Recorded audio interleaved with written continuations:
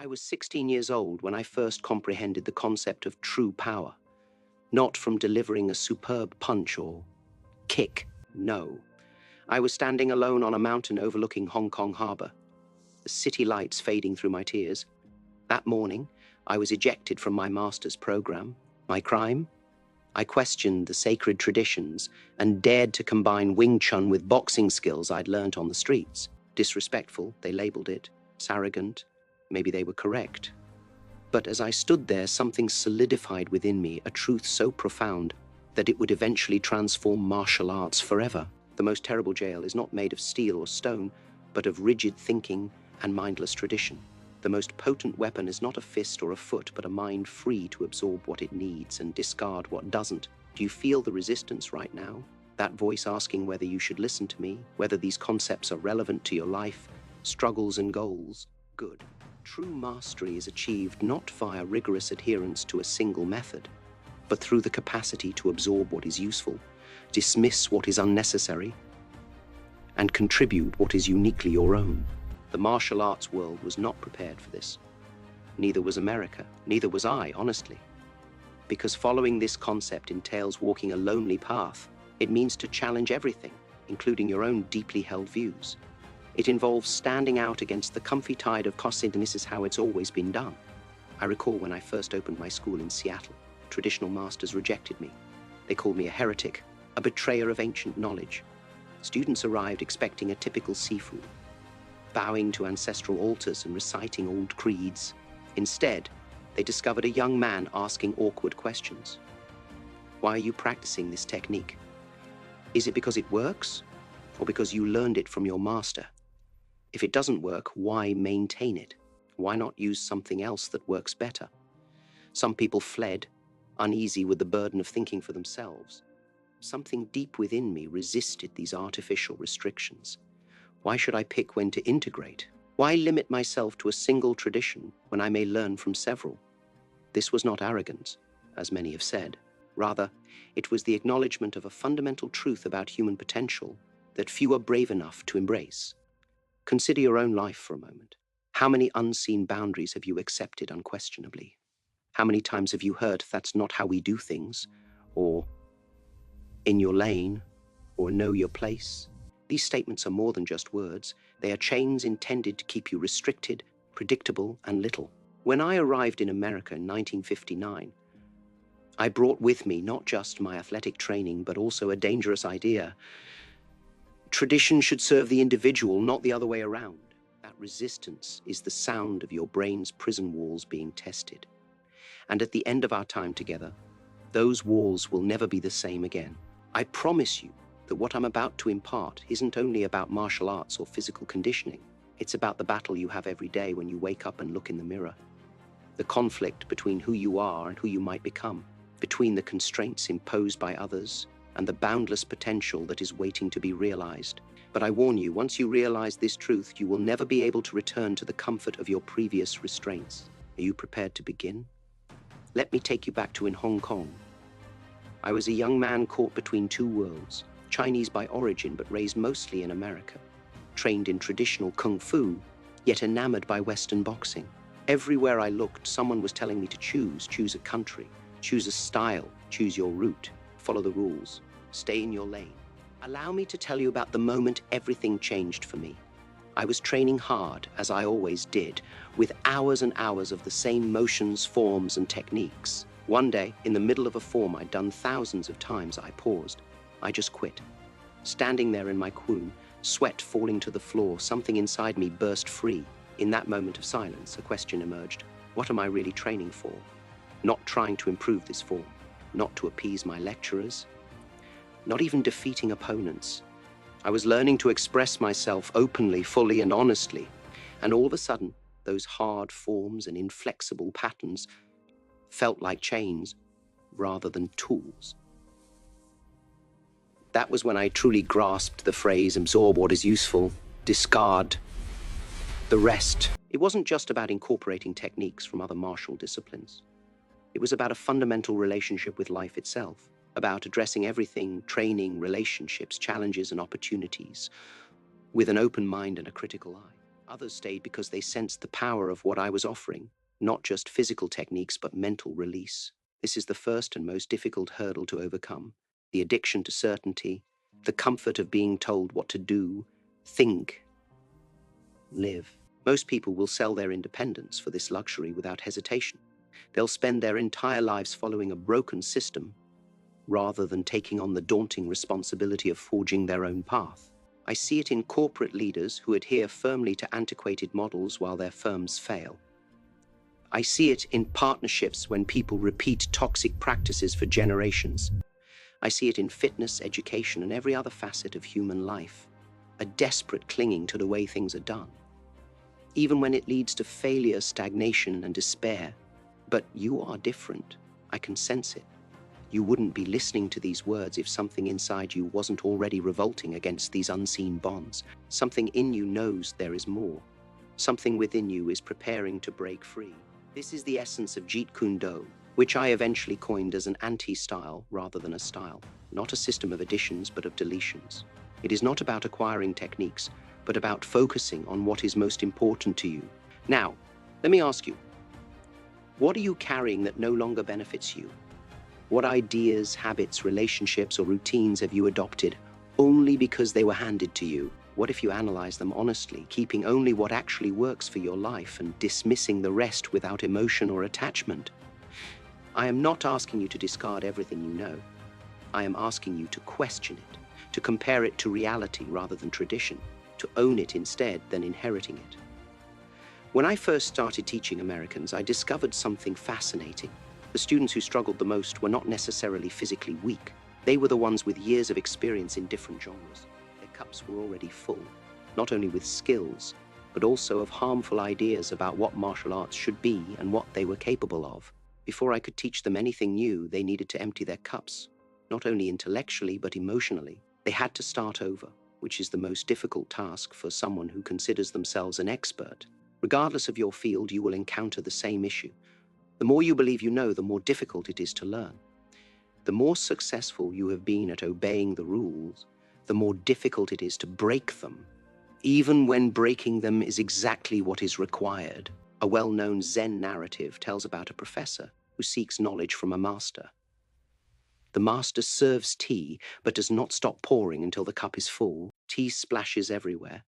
When the professor objected, the master replied, "And like this cup, you are full of your own thoughts and speculations. How can I teach you Zen unless you first empty your cup?" The emptying is painful. It entails accepting that many of your beliefs are based on assumptions, that much of what you've built your identity on could be limiting rather than defining you. This is why most people vigorously oppose it. They would rather protect their limitations than overcome them. However, I'm not interested in most people. I'm interested in you, the one who is still listening, feels something stirring within, and believes there might be another way. Let me now share with you the 3 concepts that influence the formation of Jeet Kune Do. Principles that can revolutionize not only how you fight, but also how you live. First, investigate your personal experience. We have been trained to seek answers from sources other than ourselves, such as experts, authorities, and traditions. However, the most valuable knowledge is gained from first-hand experience. When I tell you that a punch should be thrown in a specific way, don't just take it, try it.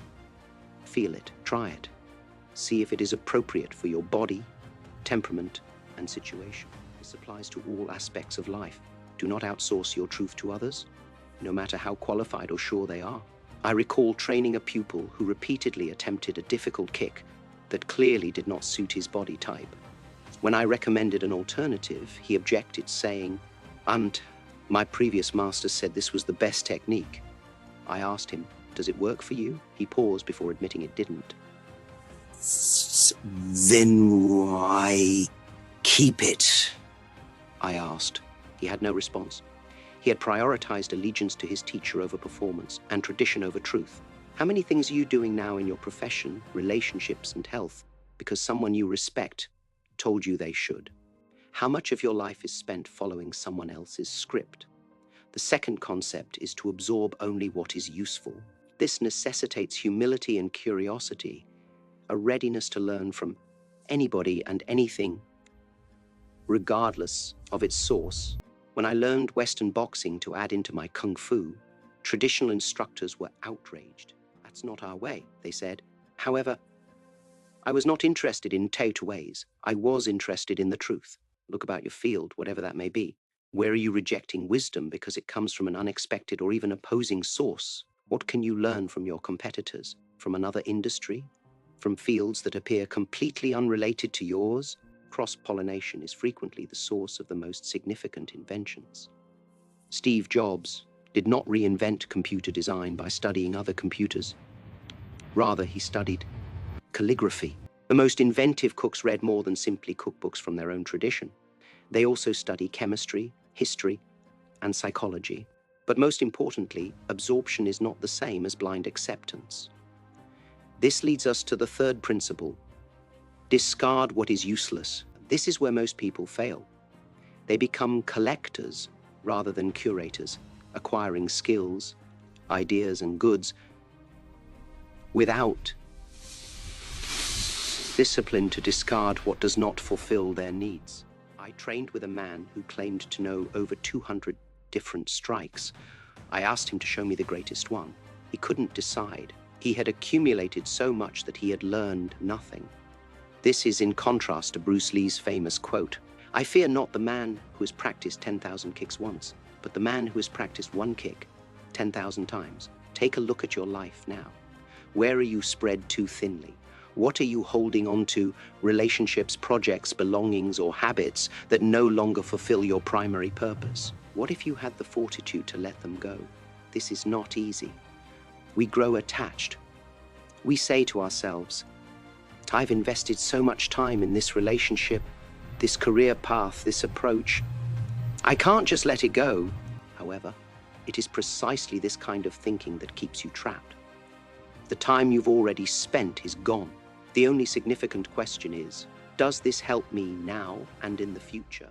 When I created Jeet Kune Do, I had to reject techniques that I had spent years developing, not because they were wrong. They did not match the streamlined, direct expression I was striving for. This was more than simply physically difficult. It was also emotionally agonizing. These techniques were a part of my identity, but clinging on to them would have prevented me from becoming who I needed to be. What aspects of your identity, your self-concept, your habits, your connections, do you hold on to, even when they no longer suit the person you're becoming? What does it take to let them go? Let me tell you a story that transformed my perspective on restrictions. In 1964, I accepted a challenge from a kung fu teacher in Oakland. He objected to me educating non-Chinese students. The arrangement was straightforward. If I lost, I'd close my school. If I won, I could continue to teach whomever I wanted. The bout lasted 3 minutes. I won decisively. What struck me was not the triumph itself, but what I discovered about my own limitations. During the fight, I resorted to my Wing Chun training, disregarding all of the innovations I'd been making. Under duress, I relied on habit instead of responding to the situation. This knowledge left me shaken. I had preached adaptation while being restricted by my own training. After that fight, I shut myself away, questioning everything I thought I knew about martial arts. This led to the epiphany that defined my approach. Genuine mastery is about transcending a style rather than mastering it. This is the difficulty you're currently facing. Your greatest limits aren't external, but inside. They are not the constraints imposed by others, but rather those you have absorbed so thoroughly that you no longer perceive them as options. Consider this. Which truths about yourself do you accept without question? I'm not a morning person. I'm not good with numbers. Say, don't have the discipline for that. And he could never speak in public. These are not facts, they are decisions. You can also make different ones. However, doing so takes something most people are unwilling to give: discomfort.